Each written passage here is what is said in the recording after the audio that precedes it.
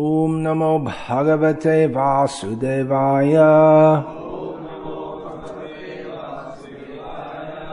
Om Namo Bhagavate Vasudevaya. Om Namo Bhagavate Vasudevaya. Srimad Bhagavatam, Canto 3, Chapter 33, Text 6, translation and commentary by His Divine Grace A.C. Bhaktivedanta Swami Prabhupada. Yannamadheya Shravananu Kirtanad Yat Prahvarnad Yat Smaranad Apikvachit Shvadopi Sadhya Savanaya Kalpate Kutaf Punaste Bhagavannu Darshanat. Oh, he's here, a Sanskrit Pandit. Where there are no real Pandits, someone who knows something is considered a Pandit. So, Yat Pravarnad, Yat Smaranad, Api Kvachit. Everyone is saying like this, but I think it should not be Api. All the devotees, including myself the first time, I'm not a devotee, chanted Yat Pravarnad, Yat Smaranad, Api Kvachit. Not Api, should be Api Kvachit. We have to, somehow, it seems natural to say like that, but we have to see what's actually written. Yat Pravarnad, Yat Smaranad, Api Kvachit. If we're going to teach Sanskrit, the first thing should be pronunciation, is it not? So, word by word translation. Yat, of whom? The Supreme Personality of Godhead. Namadheya, the name.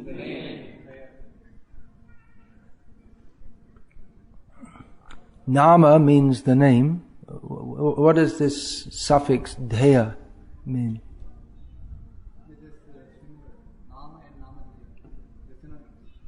They're synonym. Dheya means name. It means like nama jati or nama sakalam, something like that. It has no difference in meaning. Does it give any poetic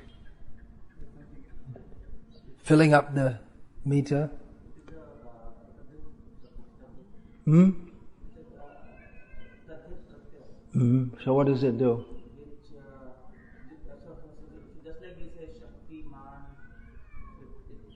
So is that then Namadheya means Nami in that case, the one who is named? That is Nam. There it means Nam means different names. It's not single, it makes Nam. So it's like that.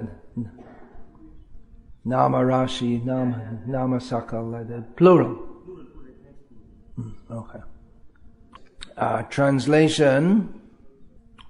To say nothing of the spiritual advancement of persons who see the Supreme Person face to face, even a person born in a family of dog-eaters immediately becomes eligible to perform Vedic sacrifice if he once utters the holy name of the Supreme Personality of Godhead or chants about him, hears about his pastimes, offers him obeisances, or even remembers him. Purport. Herein the spiritual potency of chanting, hearing, or remembering the holy name of the Supreme Lord is greatly stressed. Rupa Goswami has discussed the sequence of sinful activities of the conditioned soul, and he has established in Bhakti Rasamrita Sindhu that those who engage in devotional service become freed from the reactions of all sinful activities. This is also confirmed in Bhagavad-gita. The Lord says that He takes charge of one who surrenders unto Him, and He makes him immune to all reactions to sinful activities. If by chanting the holy name of the Supreme Personality of Godhead, one becomes so swiftly cleared of all reactions to sinful activities, then what is to be said of those persons who see him face to face? Another consideration here is that persons who are purified by the process of hearing and chanting become immediately eligible to perform Vedic sacrifices. Generally, only a person who is born in a family of Brahmanas, who has been reformed by the 10 kinds of purificatory processes, and who is learned in Vedic literature is allowed to perform the Vedic sacrifices. But here the word sadhyaha immediately is used, and Sridhar Swami also remarks that one can immediately become eligible to perform Vedic sacrifices. A person born in a family of the low caste which is accustomed to eat dogs is so positioned due to his past sinful activities. But by chanting or hearing once in pureness or in an offenseless manner, he is immediately relieved of the sinful reaction. Not only is he relieved of the sinful reaction, but he immediately achieves the result of all purificatory processes. Taking birth in the family of a Brahmana is certainly due to pious activities in one's past life, but still, a child who is born in a family of a Brahmana depends for his further reformation upon initiation into acceptance of a sacred thread and many other reformatory processes.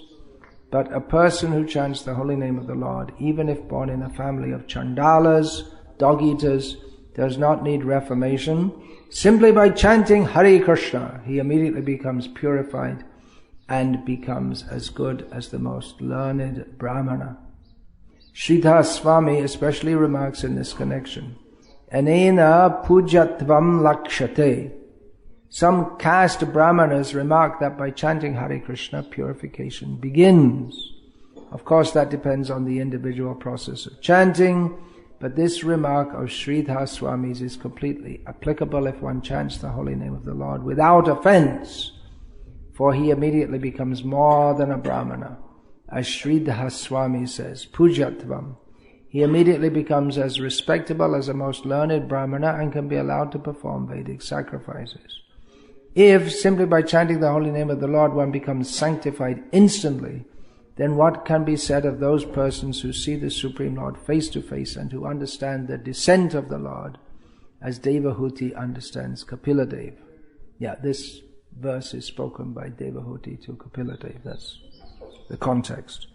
Usually, initiation depends on the bona fide spiritual master who directs the disciple. If he sees that a disciple has become competent and purified by the process of chanting, he offers the sacred thread to the disciple just so that he will be recognized as 100% equal with a Brahmana. This is also confirmed in the Hari Bhakti Vilasa by Sri Sanatana Goswami.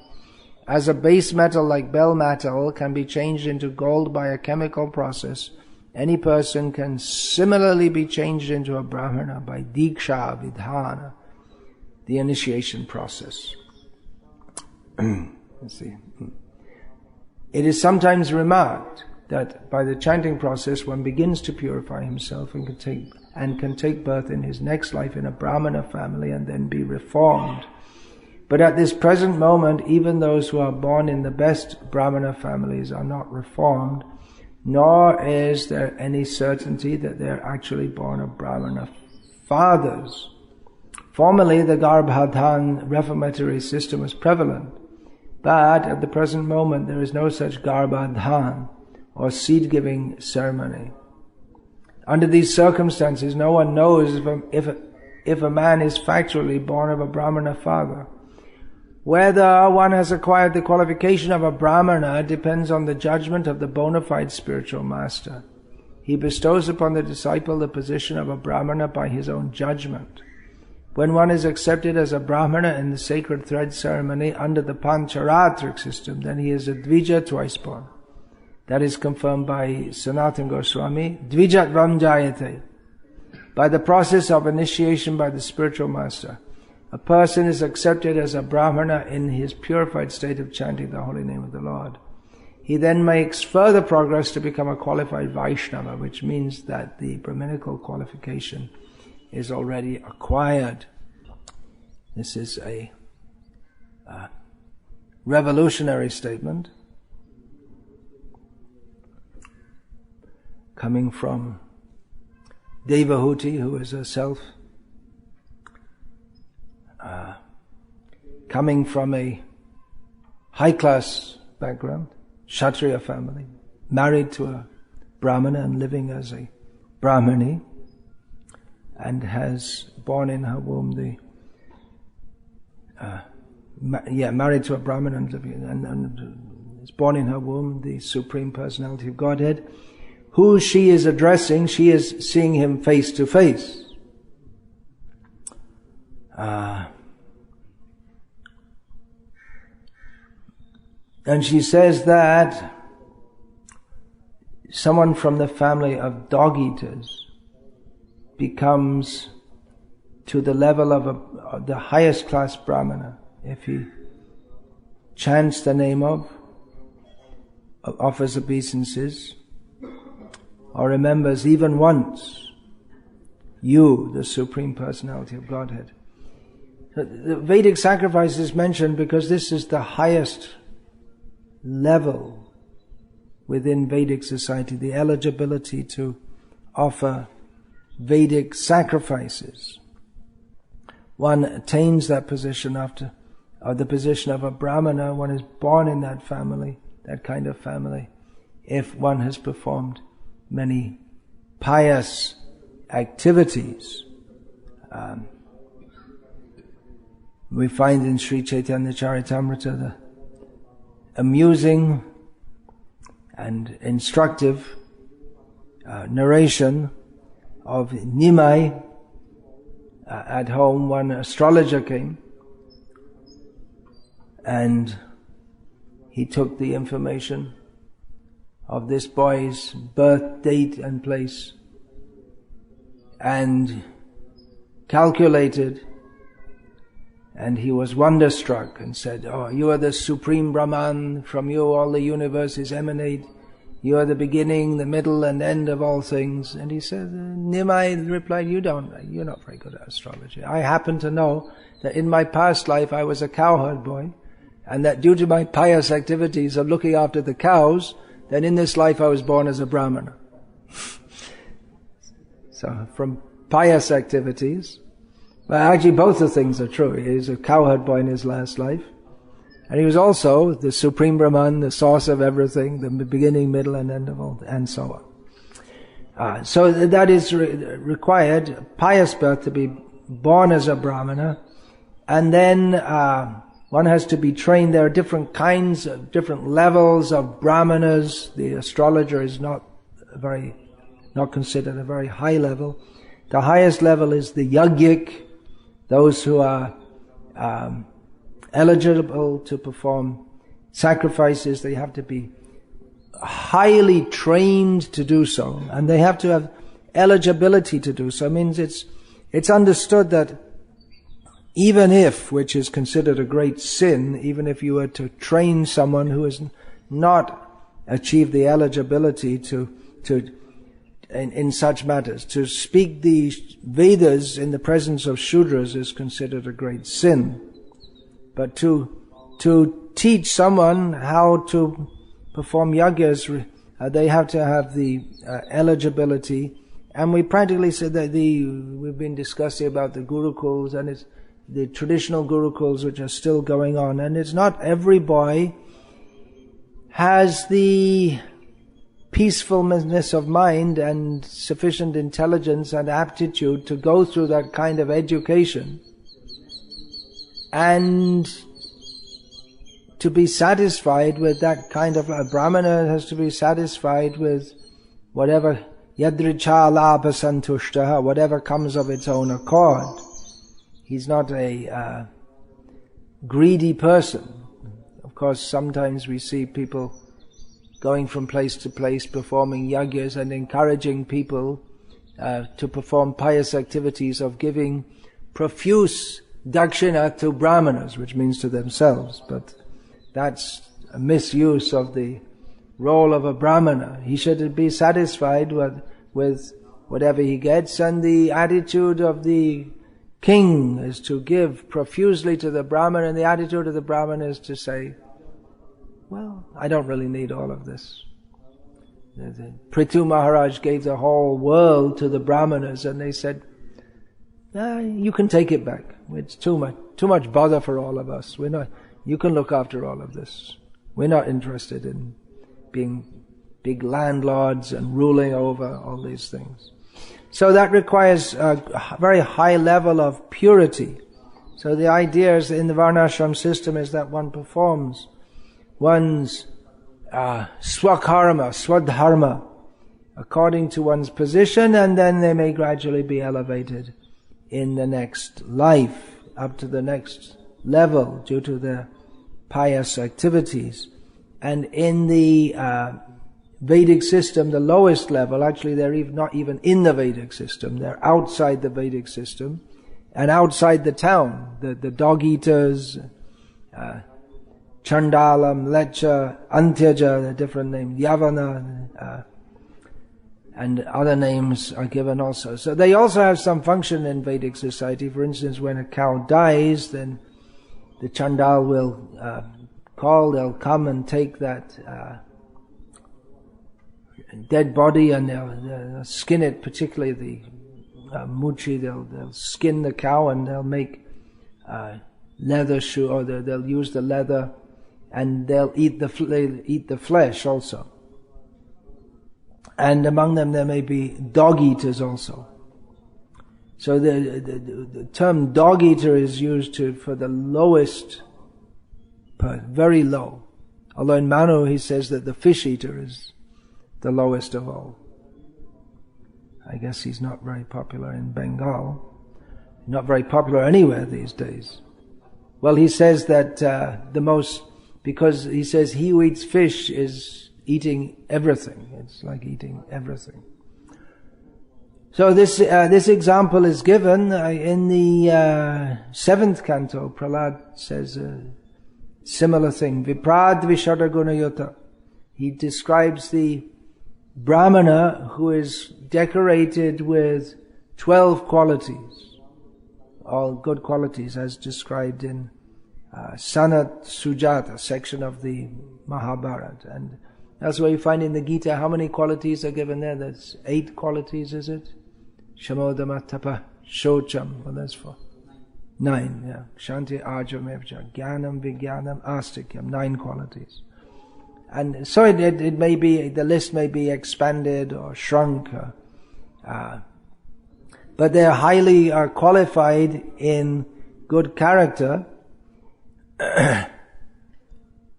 So Prahlad says to Nrsimhadev this: Viprad Vishada Guna Yuta Aravinda Nabha Vimukat Swapachan Varishtam Manyeta Darpita Mano Vachane Hitarta Pranang Punati Sakulam Natu Bhurimanaha.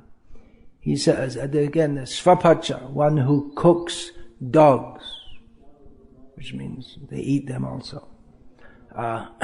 So if someone has got all the good qualities of a Brahmana, in Gita those 9 qualities are there. There's Shamodama, there's peacefulness, self-control, control of the senses. Shamodama Tapa, inclined to austerity, performs austerities. Cleanliness, tolerance of the dualities of this world, straightforwardness, non-duplicitousness, jnanam, which in this context means Vedic knowledge, and maybe various, what Srila Prabhupada would call departmental knowledge. Srila Prabhupada often used this term, English term, departmental knowledge. Means real knowledge means Atma Gyan, Bhagavat Tattva Vigyan, and departmental knowledge means knowledge just like of the Vedangas, knowledge of this, how to do. Srila Prabhupada would often say in the universities they teach departmental knowledge of this engineering and medicine. This is of this world, not actual essence. So jnana and vijnana, realization of that, and astikyam, firm faith in the Vedas. So one may have these are very high qualities, which others than Brahmanas are not expected to develop.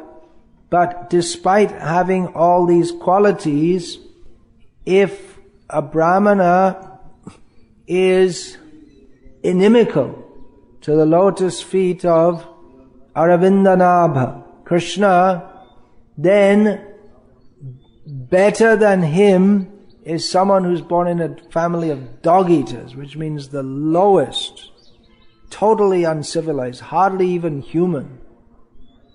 Not expected to be religious except at the lowest level. Lowest level means worshipping Kali or her various expansions, and sacrificing animals. No interest in self-realization. Not even imagine that any interest in self-realization could even enter the consciousness of such a person, because their intellectual level it's not developed at all. So such a person, extremely low class. I was just reading this, where was that I was reading? It was in your paper. This Brahmana from a Vallabh Sampradaya background. He was beaten. He once wandered outside the village to the area where these untouchables live. So when he came back, his uncle chastised him, beat him, and had to take baths with his clothes on for even going in that area. As a result of which he became atheistic, despite knowing all these things. He rejected all of this, which you also commented. It means he didn't have a very good sanskar from the beginning because there are other people in Udupi area. I was in a village once. Some Brahmana told me that his father, as a child, he was not naughty and playful, but his father used to beat him to learn Vishnu Sahasranama. And he said, I'm very grateful now. I'm very grateful he did, because he appreciates. He was having a Vishnu Sahasranama recitation, calling other Brahmanas in his home. So he invited me for that. So I'm very grateful now. So, even to see such a person was considered. Then you have to take a bath. That's not only asprisya, untouchable, but adrishya. You shouldn't even see them. In some communities, here especially in South India, it was like that. Those two terms often go together. Vednamane, what is that? Bhagavad-gita Shai to Pashanda Adrishya Asprisya Shai Hoi Jamadanda. This Chaitanya Bhagavat Vrindavan says that those who do not accept Srimad Bhagavatam, they are Pakandi, which is not really translatable in English. Heretic, I suppose you could say.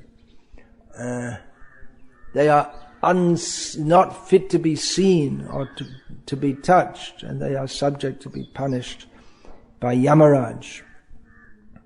So they're so low, but Prahlad Maharaj says that if such a person, if they are a devotee, if they have offered maneta darpita mano vachane hita, they offered their mind, their life, their activities, their words in the service of Krishna, then such a person can purify, even if a dog-eater can purify his whole family, which are all dog-eaters.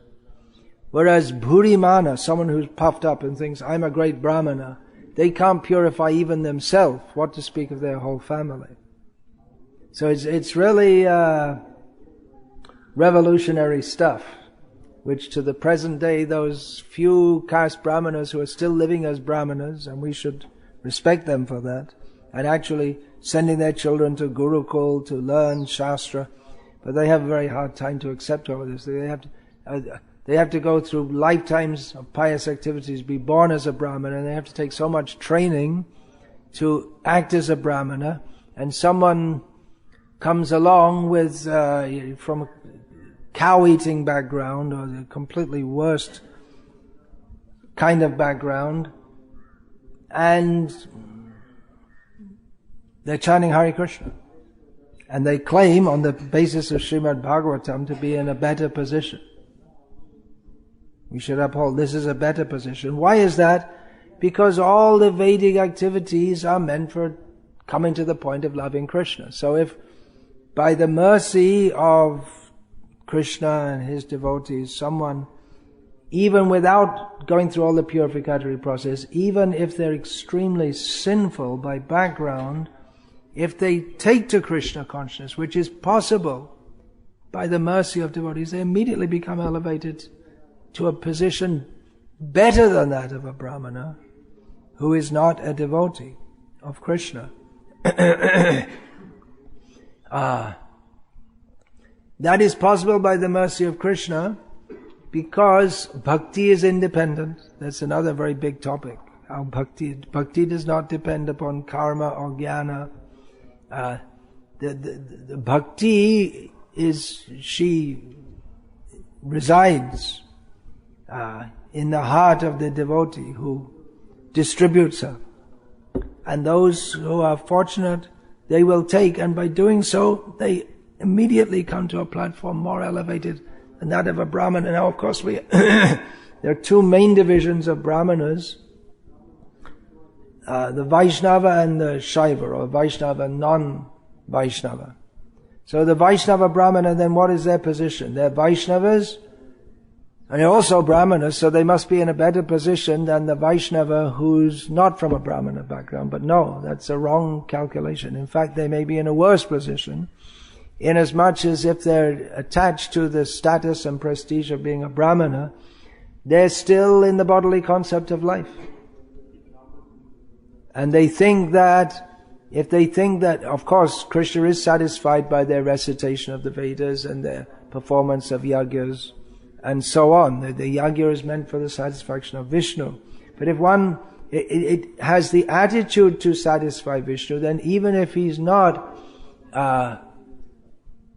qualified by training in the same way to do so, then the Lord accepts that more. Bhavagrahi Janardana. He accepts the mood of the devotee. And there are many, many instances of this. In Udupi, they have what is that called? Vyasakuti and Dasakuti, the two, the Brahmanas and non-Brahmanas. But who's that? Purandara Das was not admitted in the temple, and then the little slot in the window, Kanak Das, yeah. Then a little slot in the window from out, he wasn't admitted because he's not caste Hindu. That was one. When the British were trying to define what is a Hindu, they said someone who has a caste.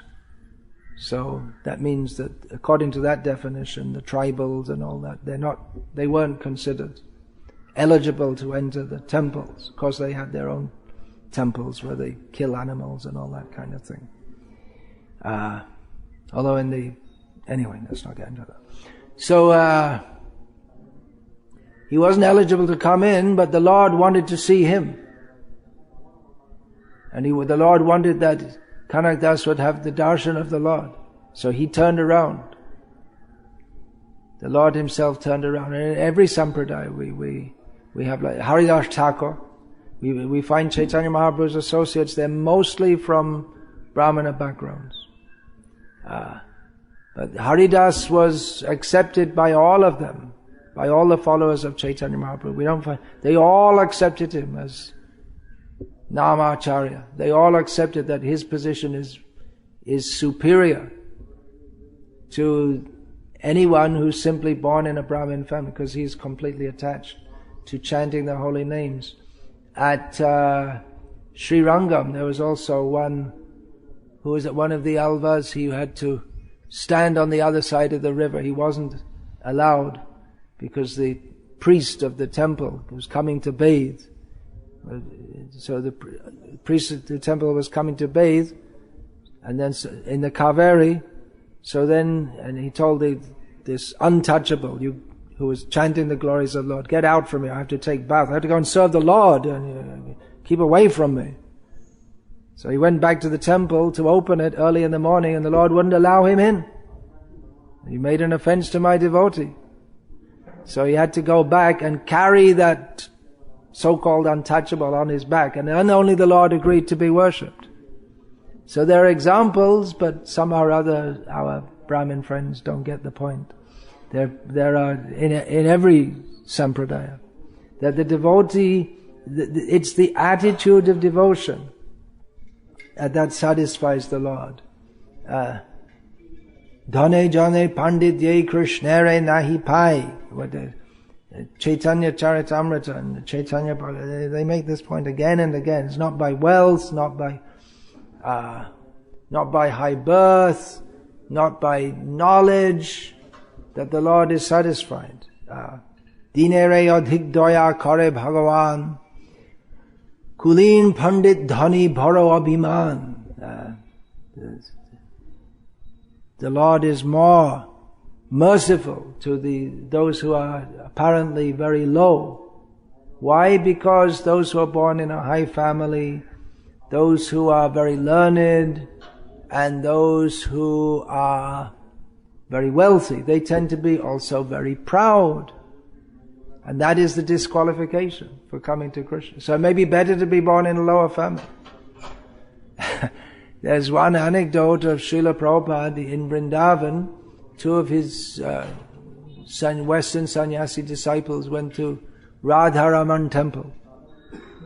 And one priest there, seeing these two Western devotees, of course they let them in the temple, which that's a big step forward from the past, because always Radharaman allowed Bhaktisiddhanta Saraswati's followers, but some of the other temples, they wouldn't allow his followers in, because he demonstrated this point that a Vaishnava is more than a conventional Brahmana. So the priest said to these two devotees, it was Guru Kripa, I believe, in someone else, probably Yashodanandan, because those two were always together at that time, that he saw they were praying to the Lord with great devotion. He said, "Oh, you have great devotion for the Lord, so in your next life you could be born in a Brahmin family in India and worship the Lord in the temple." So they went back and told Prabhupada this, and Prabhupada said, "You should go and tell him that by his service to the Lord in the temple, in his next life he can be born in the West and preach Krishna consciousness all over the world." So, what a statement! But from when I say our, I mean the platform of myself, who's born in a family of cow eaters, that our attitude should not be, "See, I'm a real devotee and these Brahmanas, they don't know anything." No, our attitude should be very humble toward them. We can state the philosophical point, but at the same time we shouldn't think, well, this applies to me.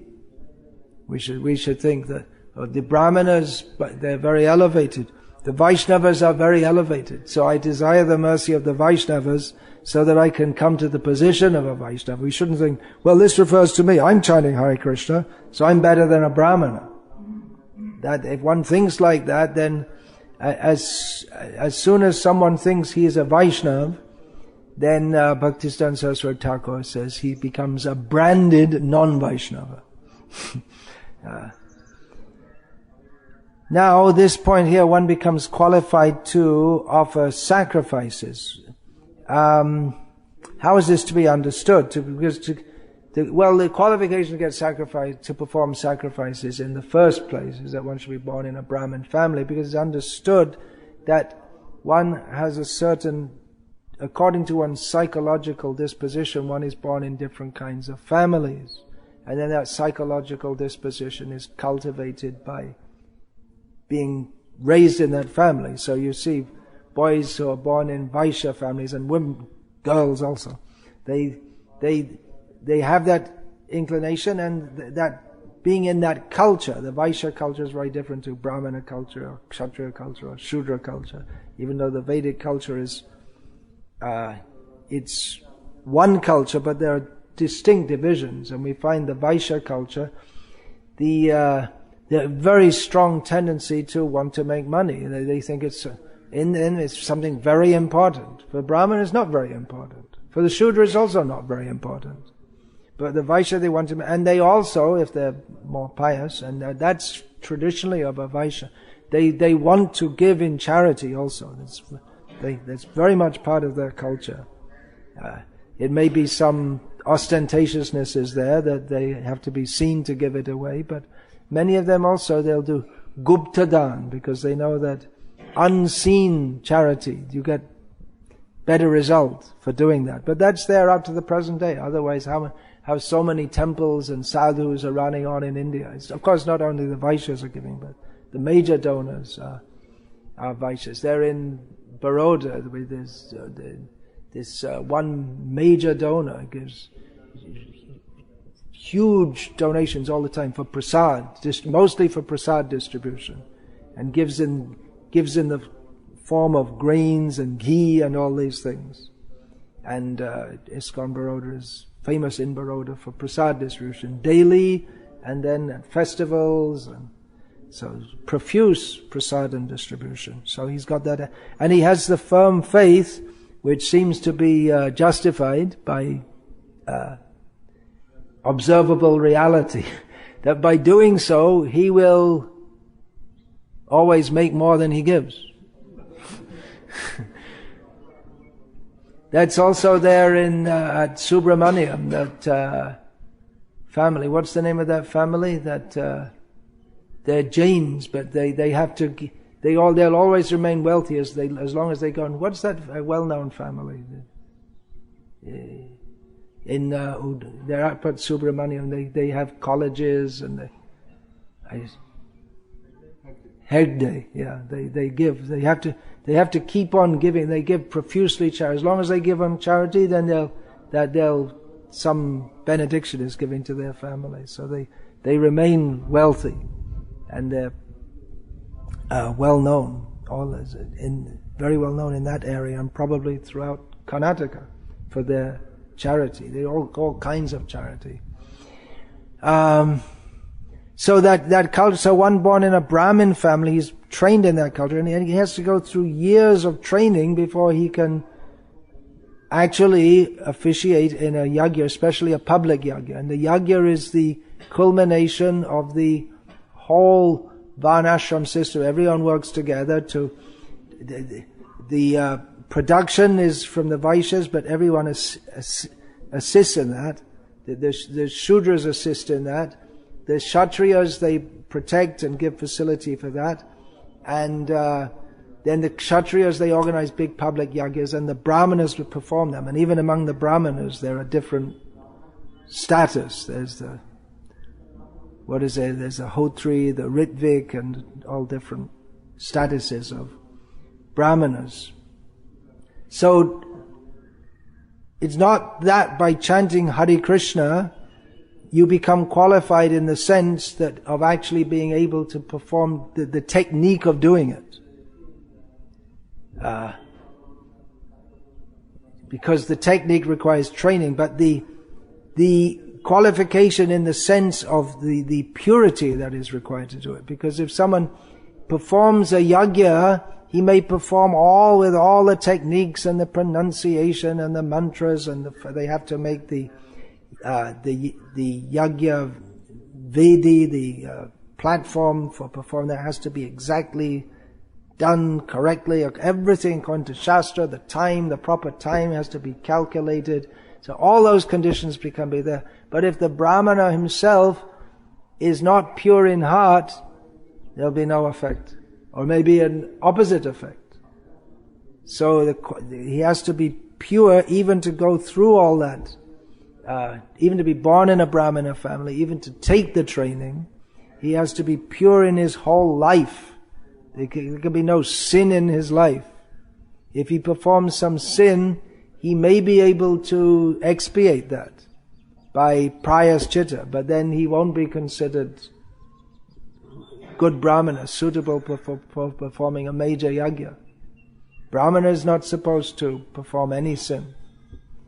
But the devotee comes to a better platform, a more purified platform, simply by chanting the holy names.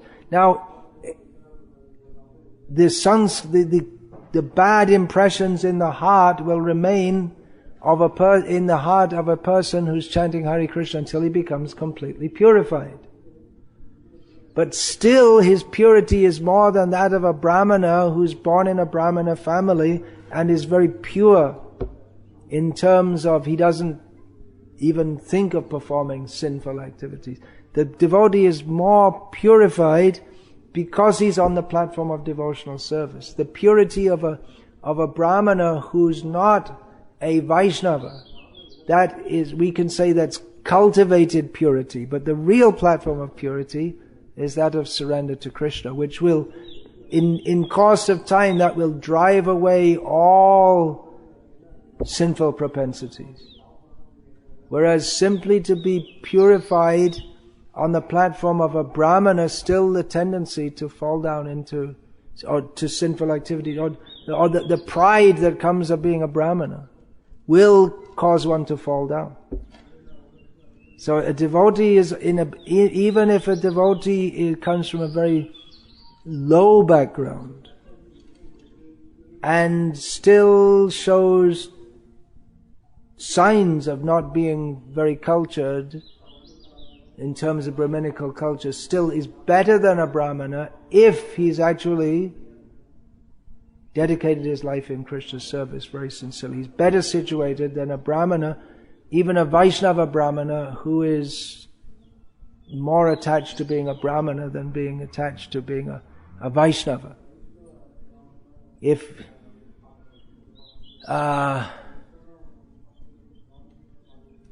you told me this, that at Sri Rangam, when the Muslims attacked, all the Brahmanas just stood like this. And so there were hundreds of them, so it took the attacking Muslims time to kill every one of them so that they could get to the temple. And in the meantime, the deity was taken away. So they're Brahmanas, they don't fight, and they probably don't know how to fight. But if our deities are attacked, we shouldn't think, well, I'm a Brahmana. We should try to defend. I'm not criticizing them because they did the right thing. They couldn't fight anyway. They didn't have weapons, and even if they did, they wouldn't know how to use them.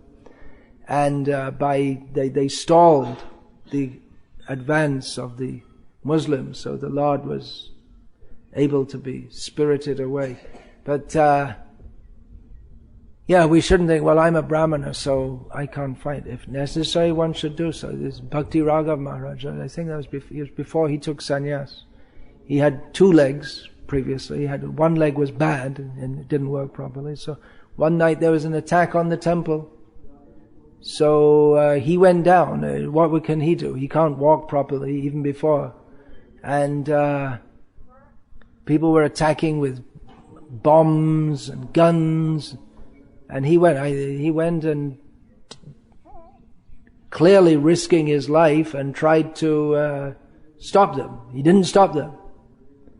And he lost one leg at that time. They threw a bomb and he was found when there's very small deities Srila Prabhupada used to worship in his childhood. They were there on the altar in Mayapur. Some rumor must have gone out that they were gold, and so those deities were stolen by the dacoits, and he was found after the dacoits had left because no one else went. They all ran away, anyway, I won't say including who. And he was found in a pool of blood chanting Hare Krishna. So he risked his life there because he didn't think, well, call the police. It's too late to call the police. And anyway, the police, they wouldn't. What would they do? They're not going to risk their lives for. So That attitude of a devotee, that we can do anything for Krishna, do the needful. Prabhupada, he was in the position of an acharya, sannyasi, but he performed marriage ceremonies for his disciples because they had no idea how to do such things. Later, when others were trained, he didn't do so. But he wrote in the purport, in the Gita, I believe it is, that although it's unknown in the history of sannyas that a sannyasi will perform a wedding. It's almost laughable to think, how can a sannyasi perform a wedding? But he did so to facilitate the Krishna consciousness of his disciples.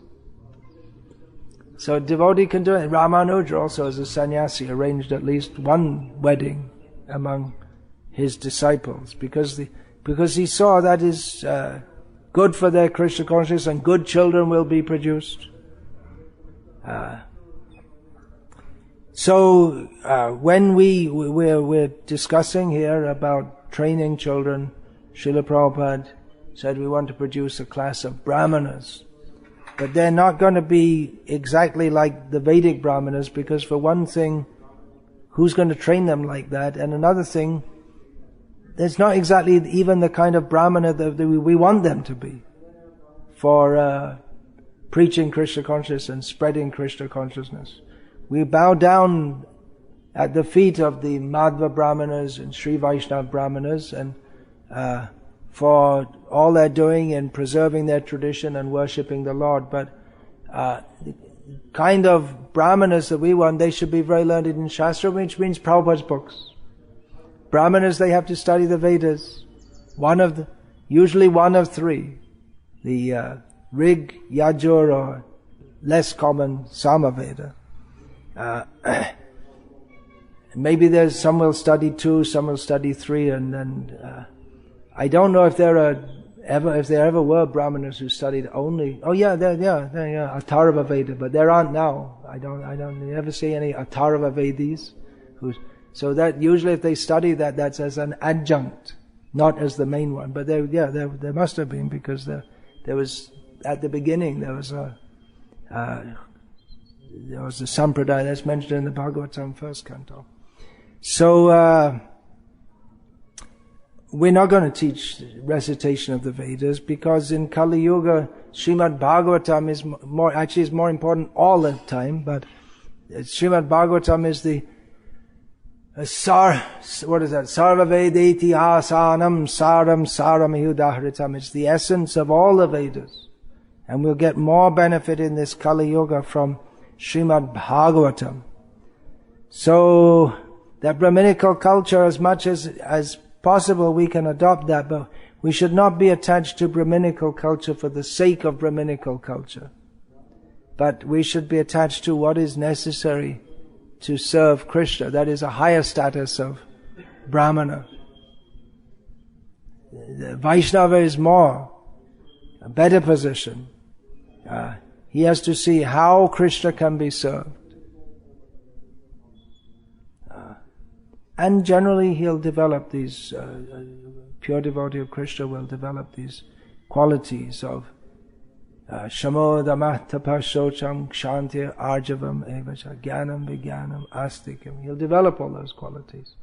As this Yasyasti Bhakti Bhagavatya Kinchana Sarvari Gunais Tattva Samasate Suraha.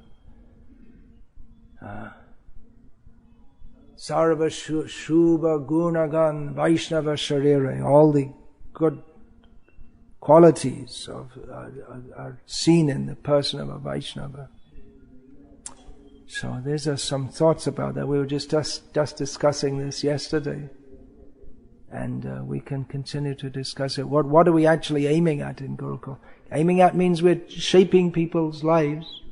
Karmis do that. They say, oh, you shouldn't send them to make them member of your cult, but they make the children members of their cult. The sense gratification go to hell cult. So children have to be trained, and then